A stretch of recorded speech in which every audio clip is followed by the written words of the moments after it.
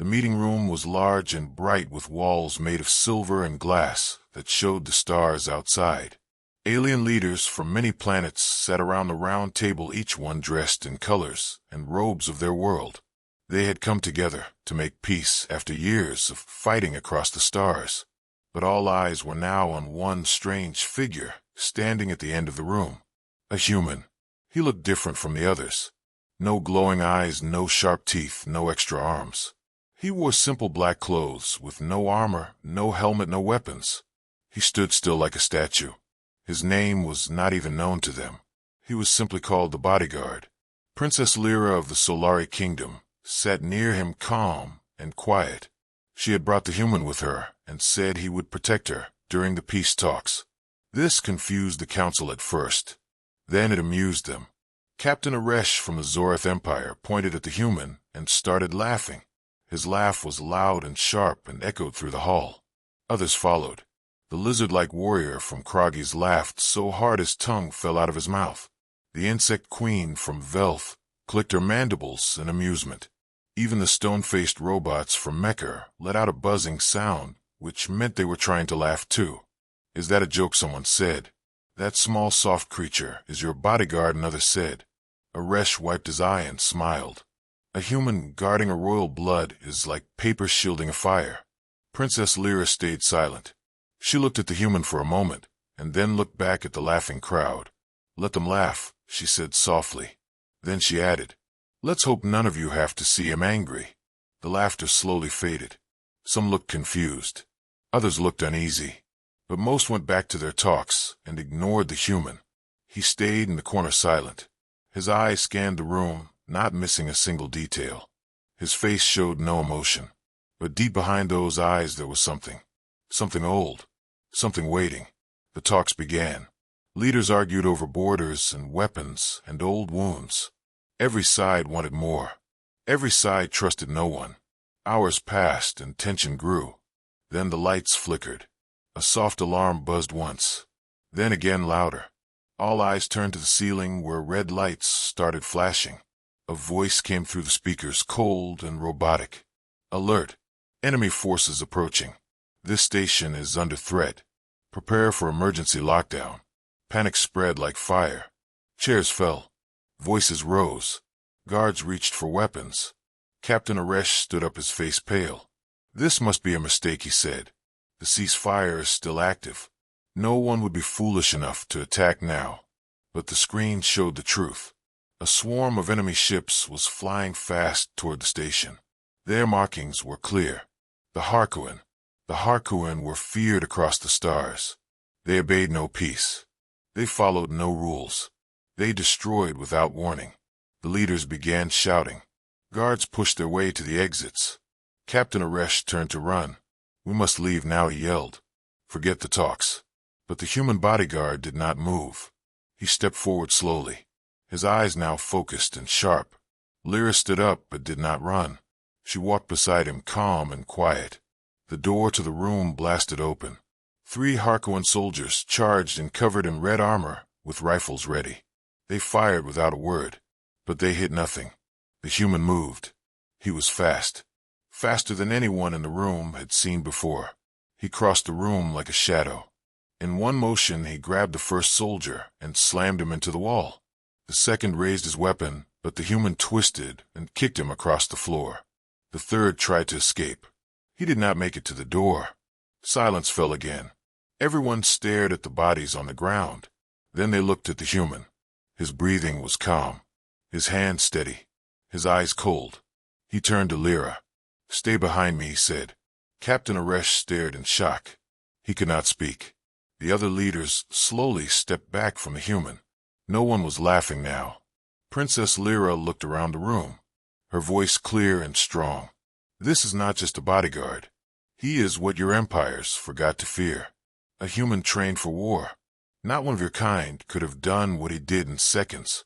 Some still did not believe what they saw, but others knew. The war had not ended. It had only just begun, and the human was ready. The silence after the attack felt heavier than space itself. Every leader in the room stared at the human bodyguard, like he was not a man, but a monster. The bodies of the 3 Harkonnen soldiers still lay on the floor, broken, twisted, and lifeless. No one moved. No one spoke. Even Captain Aresh had nothing to say now. The alarms changed tone. Now it was a deep pulsing sound that echoed through the walls. Red lights flashed brighter, and the screens showed dozens of enemy ships getting closer and closer. The outer defenses were failing. Harkonnen forces had already breached 2 levels of the station. Screams and static filled the radio feeds.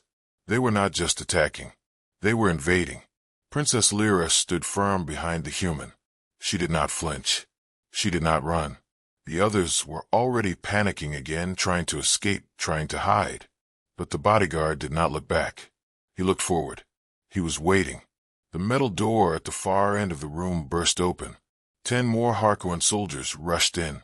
This time they came with heavier armor, bigger guns, grenades hanging from belts, their eyes glowing with red light under their helmets. They fired as soon as they entered. Energy blasts flew across the room. The leaders ducked behind the table. Chairs burned. Walls cracked.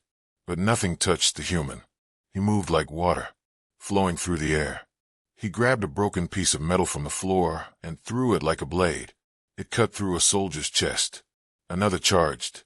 The human grabbed his arm, bent it backward, and used him as a shield. The gunfire stopped only for a second, and that was enough. The bodyguard leaped into the middle of them. He did not use a weapon. He was the weapon. In seconds they were all down. Every single one. Not breathing. Not moving. The room filled with smoke and the smell of burnt metal. Still no wounds on the bodyguard. Only a small tear on his left sleeve. He looked at it for 1 second, then turned his head back toward the door. Captain Aresh finally stood up, his voice shaky. "What is he? What did you bring here, Princess?" Lyra stepped beside the human and placed her hand on his shoulder. She looked straight at Aresh. "I brought someone your empires chose to ignore. I brought a human who remembers what your history books erased." The leaders did not understand. Not yet, but some began to listen. The station shook hard. Lights blinked. A screen exploded. Harkonnen forces had reached the power core. One more level down, and the whole place would lose life support. The robot leader from Mecher spoke. "We must activate the escape pods now. This place will fall in minutes." The insect queen clicked her claws. "My soldiers are dying. I must leave." Captain Aresh turned to his guards. "Take me to my ship. Now." But Lyra raised her hand. "There is no escape unless someone stops them from inside." The silence returned. The leaders looked at each other, then looked at the human again. He was standing in the center of the destroyed room. Blood and wires around him. No fear. No weakness. Just calm. One of the lizard warriors stepped forward. How can he fight them all? There are hundreds, maybe more. And why should he? Lyra answered for him. Because he was made for this. Not born. Made. The human finally spoke again. His voice was quiet. Clear. Sharp like a blade. "Get to the control room. Lock down all blast doors. I will slow them." Princess Lyra nodded. She opened a panel and typed commands. Then looked at him. "They will come in waves." He nodded once. "I only need time." Captain Aresh still looked unsure, but fear had frozen his mouth. The human walked to the next hallway. He did not run. He did not look back. Down the metal corridor came the sound of boots. Heavy armored boots. Dozens of Harkonnen soldiers. Maybe more. They saw him and opened fire. Red lines of energy filled the air. But the human kept walking. Each shot missed, or hit the walls, or passed through where he had just been. He moved left, then right, then forward, never stopping. Then he vanished into the smoke. The first soldier screamed. Then another. Gunfire stopped. Then silence. Only footsteps. Only the sound of one man walking. Back in the room, the leaders watched the screens. They saw camera feeds of the hallway. Then the next. Then the next. Each time the human appeared. Then the screen turned black. Each time the enemies tried to stop him. They failed. In 5 minutes, he had cleared 3 floors. In 10, he had sealed 2 blast doors behind him. In 15, the Harkonnen began to fall back. No one had ever seen anything like it. Aresh whispered to himself, "How is he human?" Lyra heard him and answered, "He is not the first. Earth had others, but they were hidden, locked away after the last human war. Wars that were faster, bloodier, stronger than anything your people have ever faced." She looked at the screen where the Bodyguard now stood before the enemy command unit. They had sent their best.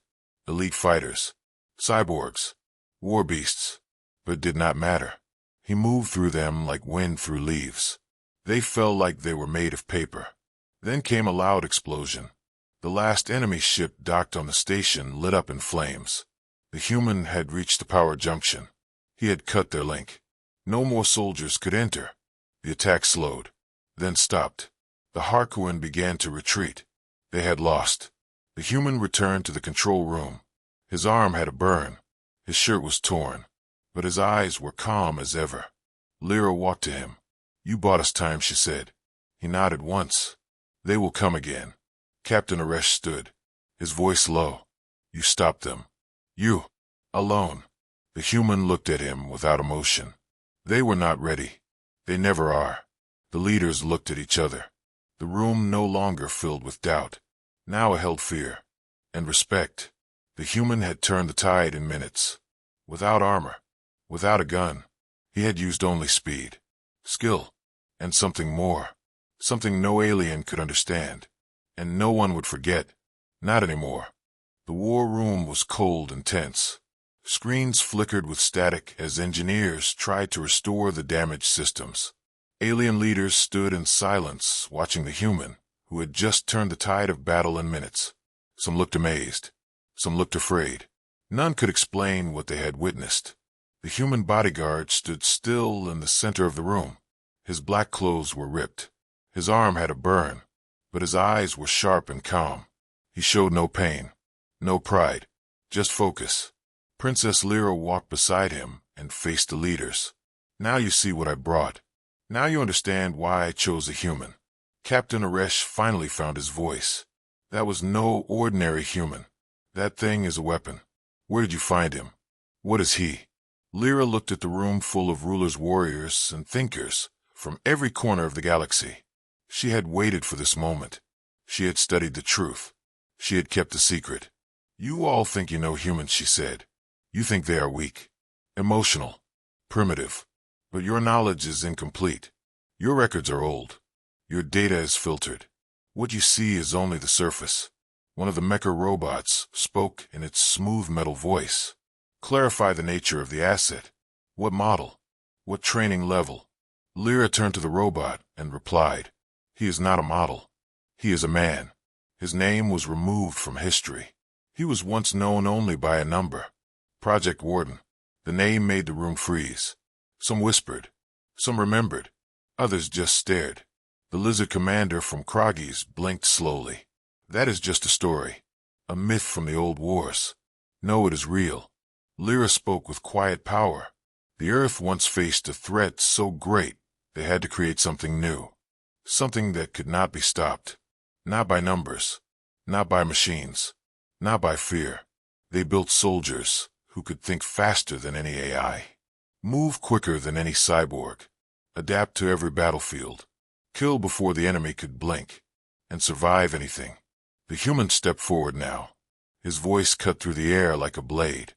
"We were born in war. We were trained in silence. We were tested in fire. And when the world feared us, they buried us." Captain Aresh looked at him with wide eyes. "So you were made to destroy?" "No," the human replied. "I was made to finish what others cannot." The insect queen clicked her claws. "And how many more like you exist? How many sleeping weapons lie on Earth?" The human did not answer, but the silence was enough. Lyra walked to the center table and placed a small cube on it. She pressed a button. A hologram appeared. Old footage. Grainy images from the human archive. It showed a battlefield. Explosions everywhere. A city in ruins. Then a single figure walking through the smoke. Fast. Deadly. Untouchable. The screen counted the time. 2 minutes, 54 seconds. Then silence. One man had ended a battle alone. That man looked like the Bodyguard in the room now. Lyra turned back to the council. You laughed when I brought him. You thought humans were soft. You thought wrong. The leaders shifted uncomfortably. Their empires had all studied Earth, but only surface knowledge. They saw music and stories and weakness. They never looked deeper. The mecha robot processed data for a moment. This data was hidden from public records. Access blocked by code unknown to current systems.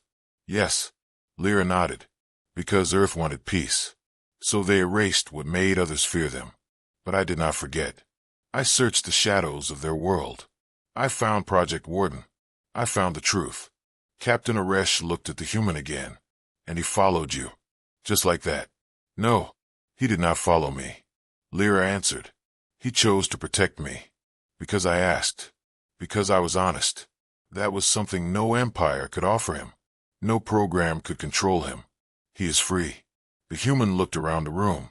You all rule systems. Build fleets. Command armies. But you forgot what it means to fight with nothing. To bleed. To lose. To stand alone. I did not forget. The room fell silent again. Outside the station, the enemy ships floated broken and leaderless. The Harkonnen had pulled back. But they would return. The leaders now realized something. The war was not over. The worst was yet to come. And the only thing that had saved them was a single human. A soldier from a forgotten time. A relic of violence. A guardian of one. Lyra looked at the group and asked the question no one wanted to face. Now that you know what he is, what will you do? Will you still mock humans? Or will you learn? No one answered at first. Then slowly, the insect queen lowered her head. The robot turned off its scanning beam. The lizard commander stepped back with a grunt. Captain Aresh spoke last. We were wrong. I was wrong. The human did not react. He was not here for praise. He was here for a reason. Lyra walked beside him and whispered, They will not forget now. He nodded once. They better not. The war room lights flickered again. A message came through. Another fleet was approaching. Harkonnen reinforcements. The leaders panicked again. But this time, they looked at the human. He turned toward the door without a word. One of the guards asked, Where are you going? He answered with no fear. To finish what I started. Lyra followed him. The others did not stop her this time. As they walked through the corridor, the station shook. But this time the fear was not on their faces. It was in the enemy's eyes. The legend of the human bodyguard had just begun, and the galaxy would never be the same again. The war room was once built as a place of control and command, but now it had become a cage of fear and doubt.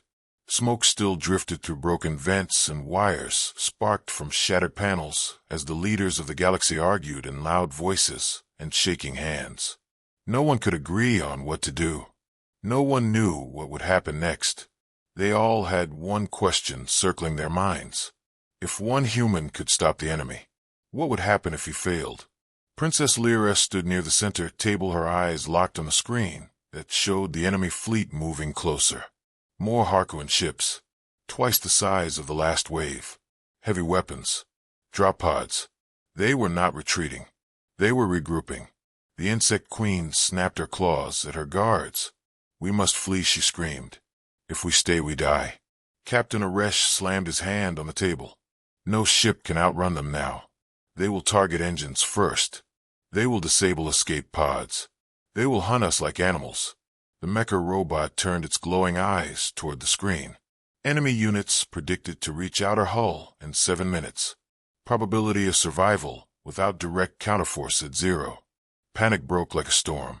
Guards shouted. Advisors ran. One leader even pulled a weapon on his own crew to demand access to a private shuttle. Lyra did not move. She watched the numbers on the screen. She watched the map of the station as red dots filled every hallway. Then she looked at the door. He would be there, somewhere in the shadows, already moving, already preparing. The human did not wait for orders. He never had. He acted when others froze. He moved when others feared. That was his gift. And his curse. She pressed the comms button and opened a direct link. She did not ask if he would answer. She simply spoke. The council is falling apart. They are ready to run. They do not believe we can win again. A quiet voice came through the speaker. Then let them run. But we stay. The calmness in his voice was stronger than steel, stronger than shields, stronger than fear. She smiled and replied, "Yes, we stay." Suddenly the lights flickered again. The doors locked down automatically. Emergency protocol had begun. The leaders turned in surprise. "Why are the doors sealed? Who gave the order?" Lyra stepped forward. "I did." Captain Aresh shouted. "You locked us in here. Are you mad?" Lyra pointed at the screen.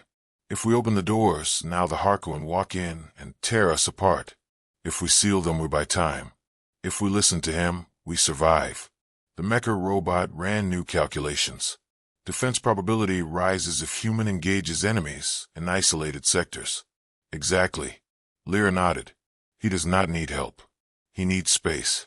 The council began to calm. Not fully, but enough. Then the map flashed again. One red that had moved further than all others. It was deep in the enemy fleet, far beyond their front line. It pulsed on the screen. One life form. One man. The leaders stared. "Is that him? How did he get there? What is he doing?" Lyra watched with pride in her voice. "He found their command ship." Captain Aresh whispered. "He is alone." Lyra replied. "He always was." In the silence that followed the war room, heard distant rumbles through the walls. Explosions. Metal being torn. A storm moving through the station. But it was not the enemy. It was the answer. The human had reached the command ship. He had entered through the lower vent ports. They had never expected one man to come to them.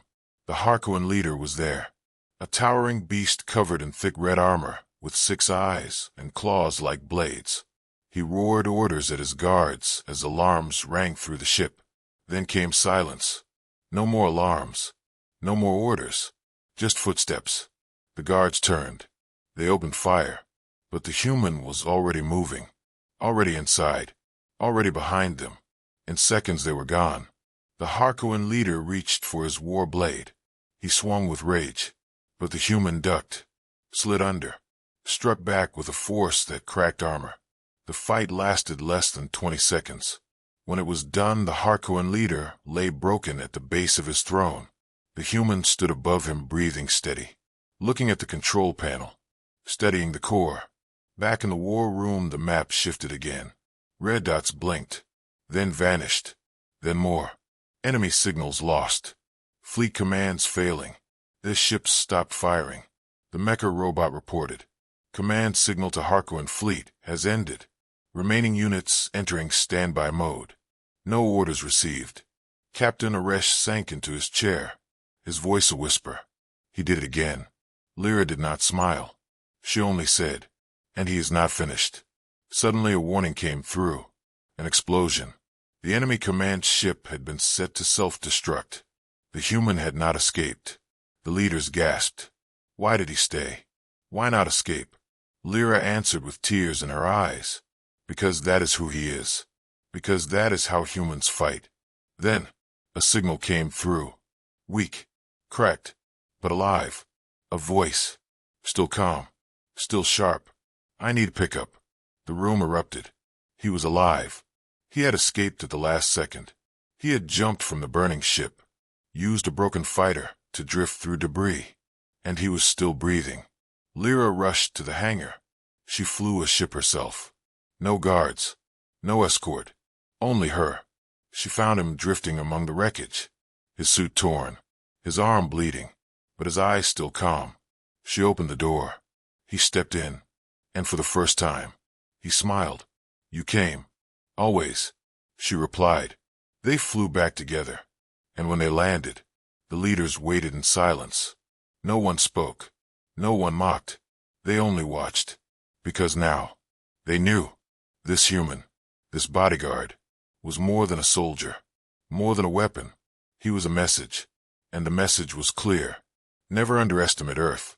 The hangar was quiet when they landed, but the silence was not from peace. It was from shock and awe. Leaders, guards, engineers, everyone stood frozen as the small ship touched the ground. Its hull was scorched, its wings bent, one engine still on fire. But no one looked at the ship. They looked at him. The human stepped out slowly, one foot after the other. His suit was torn, his arm bleeding, his chest marked with black burns. But his eyes were still sharp, still alive, still dangerous. Lyra walked beside him, her face proud and calm. She said nothing, and she did not need to. The look on her face said everything. He came back. He survived. Captain Aresh approached slowly, unsure if he should bow, or speak, or run. He opened his mouth, but found no words. The human walked past him without a glance. He walked through the crowd like smoke through air. No resistance. No sound. The war room lights flickered again. New signals appeared on the screen. But these were not the same as before. They were bigger, stronger, faster. The real Harkonnen fleet had arrived. Hundreds of ships, carrier class, dreadnoughts, black spires of death and fire. And at the center, a vessel 10 times larger than any ever seen, shaped like a blade, a symbol of final conquest. Panic returned to the faces of the council. The first fleet was only a scout, a test. Now came the true hammer. Alarms screamed again. Weapons charged. Defense systems activated. But no one believed they would be enough. The mecha robot calculated defense projections. Probability of survival less than 1%. Recommended action: surrender or immediate evacuation. Captain Aresh turned to the others. There is nowhere left to run. They will wipe us all out. Lyra turned to the human, her voice soft but steady. Can you stop them? He looked at the screen. He watched the ships. He listened to the quiet hum of fear around him. Then he spoke. Yes. Everyone turned. They looked at him as if he had spoken magic. Even the robot paused its scanning. Yes was not a word they expected to hear. Not now. Not from him. Captain Aresh stepped forward. How? How can you stop that fleet? That monster of a ship? The human turned to Lyra. Get me close.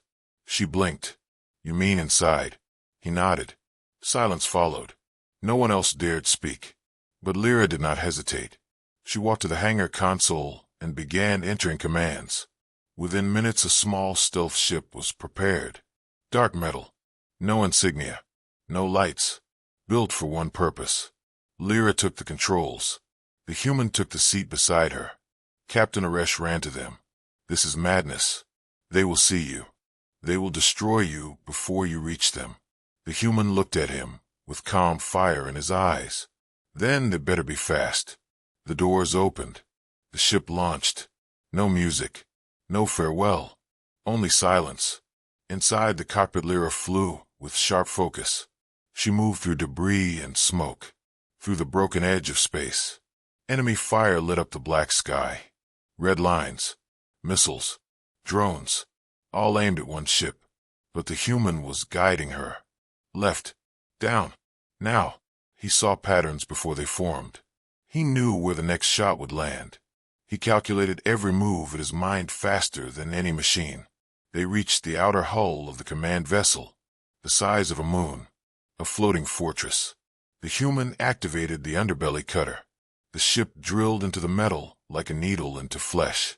They slipped inside. No alarm sounded. No lights flashed. It was quiet. Too quiet. The human stepped out and walked alone. Lyra stayed in the ship, her fingers on the controls, her eyes on the door, waiting.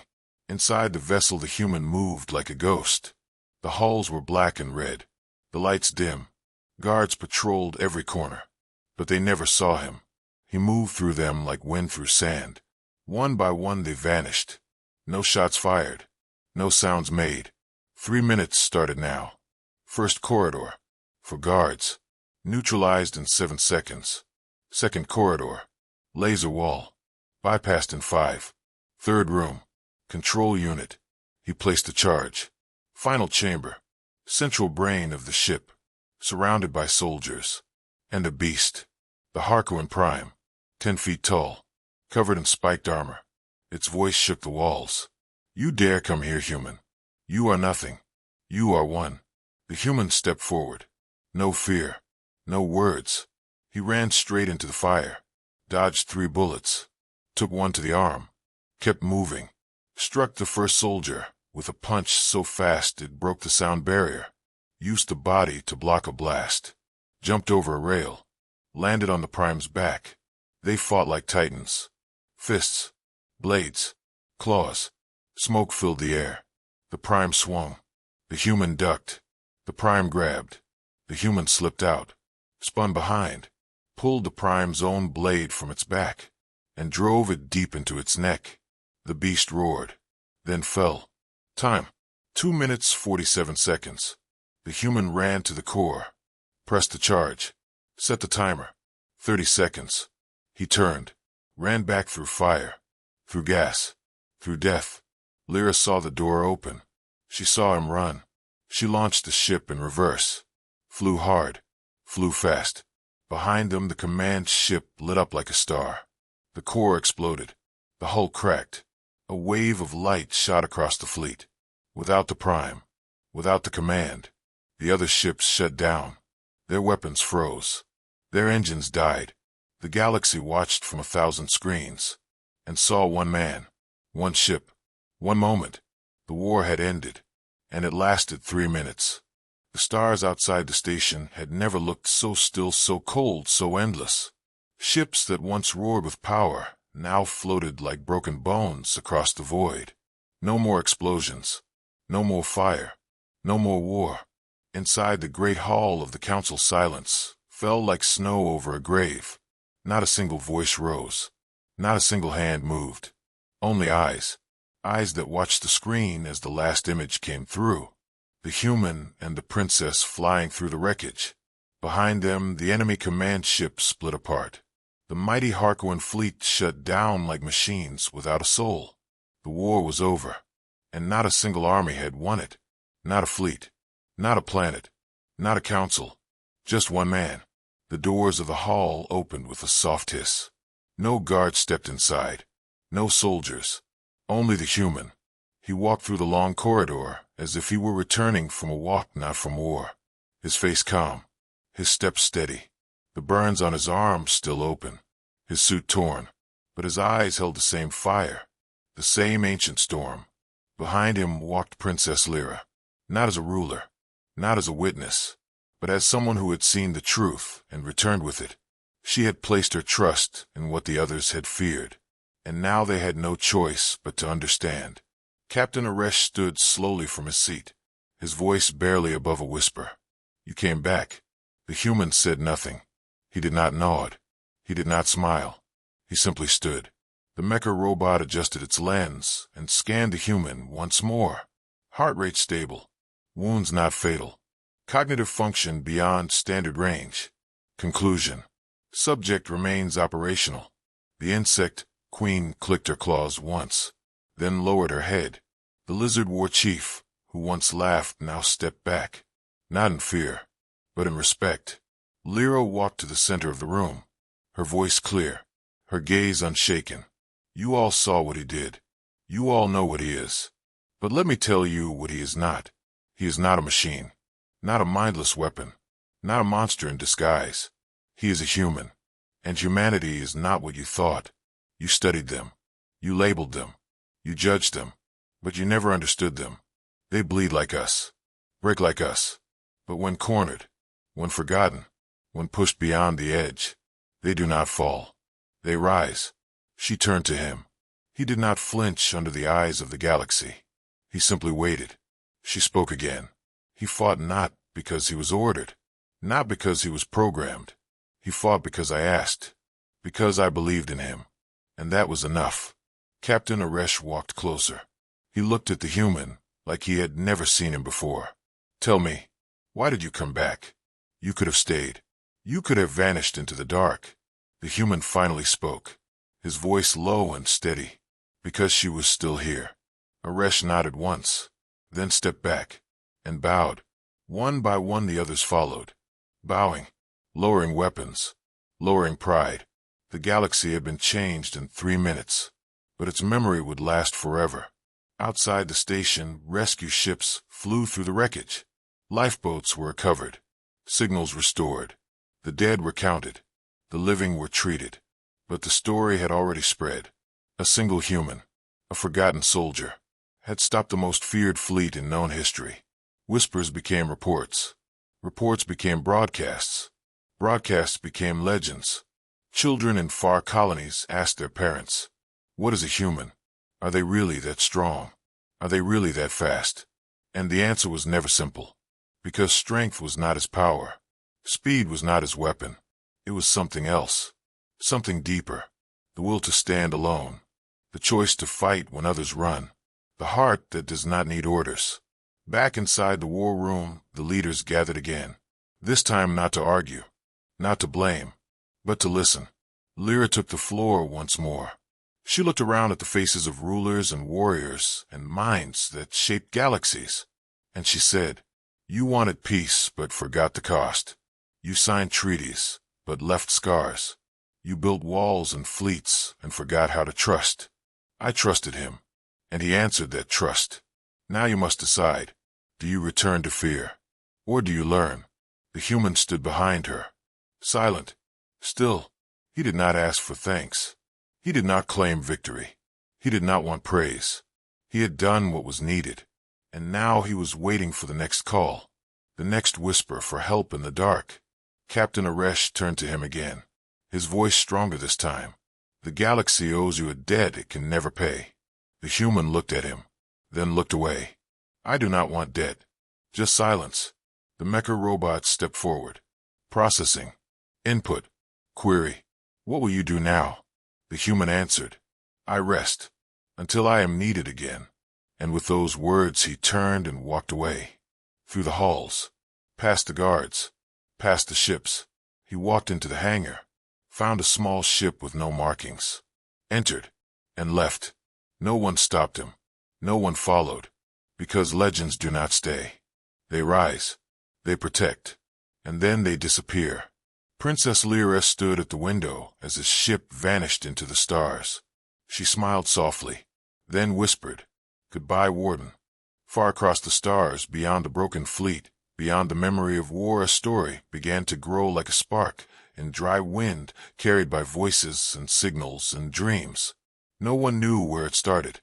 Some say it was told by a wounded pilot drifting in orbit, speaking through static. Others say it came from a child who saw the battle from a moon window. But all the stories shared one truth. The human. They called him many names. The Warden. The Ghost of Fire. The 1-minute soldier. Each name born from awe, from fear, from respect. No record held his real name. No archive had his origin. But the galaxy now knew of him. In the outer colonies, where dust covered glass domes, and air came in rationed tanks, people gathered around screens. They listened to old men speak of a time when one man moved like lightning and crushed steel with bare hands. They whispered how he walked through fire like it was smoke, how he stared down monsters without blinking. On mining worlds, children drew pictures of him. Tall, silent, eyes glowing with strange fire. Their parents did not laugh. They listened, because deep down they believed. In royal courts far above gas giants, lords and diplomats spoke his name with care. Some saw danger. Some saw hope. But none dismissed him. The mecha uploaded fragments of his movement into their collective mind. They calculated speed force strategy. Their conclusion: human anomaly outside projected limits. They did not delete this data. They kept it. Among the insect hives of Velth, the queen issued a rare signal. A call to remember the human. She marked it sacred. No drone questioned her. The Zorath Empire declared a day of silence. No celebration. No battle. Just silence. To honor the one who ended the war without asking for peace. Back on the Solari homeworld, where gardens floated in golden air, Princess Lyra stood before her people. She told the truth. Not as a ruler. Not as a hero.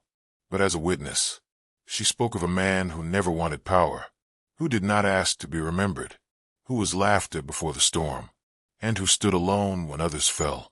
Her people listened, and they wept, not from sorrow, but from pride. For the first time in history, the Solari and other worlds held a shared day, not of victory, not of mourning, but of remembering. No statues were made, no songs written, only silence and stars. But not all saw him as hope.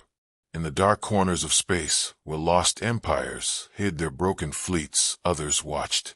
They did not speak of the human with honor. They spoke with fear. They studied the few seconds of battle frame by frame, looking for weakness. They found none.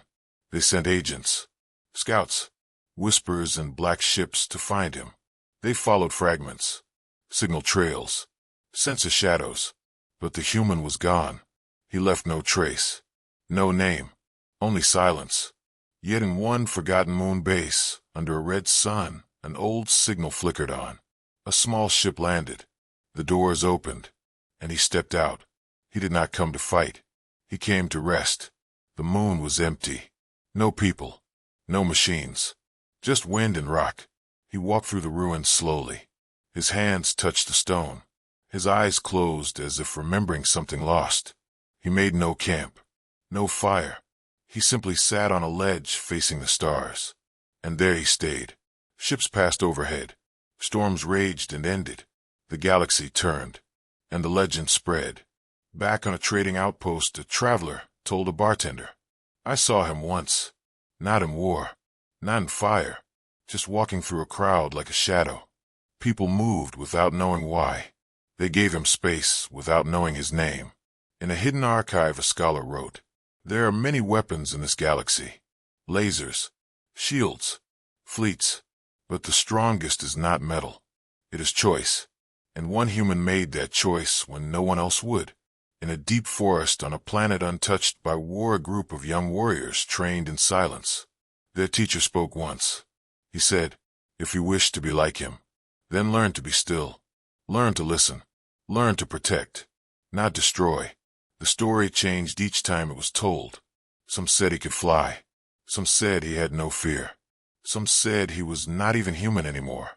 But Lyra knew the truth. She never spoke his name again. She kept it safe. Because names hold power. And his power was not for fame. Years passed. Peace held. Not because treaties worked, but because fear and awe now stood behind every council word. No one wanted to test the silence again. And then, one day, a signal came through the void. Simple. Old. Uncoded. 3 words. "I am ready." No location. No name. Just the message. It spread fast. Faster than any war cry. And leaders looked to the stars. Wondering. Waiting. Because they knew. Somewhere, he still watched. Not for power. Not for reward. But for the moment. When someone, somewhere, would need him again. And when that moment came, he would return. Not with a fleet. Not with fire. Just himself. And that would be enough.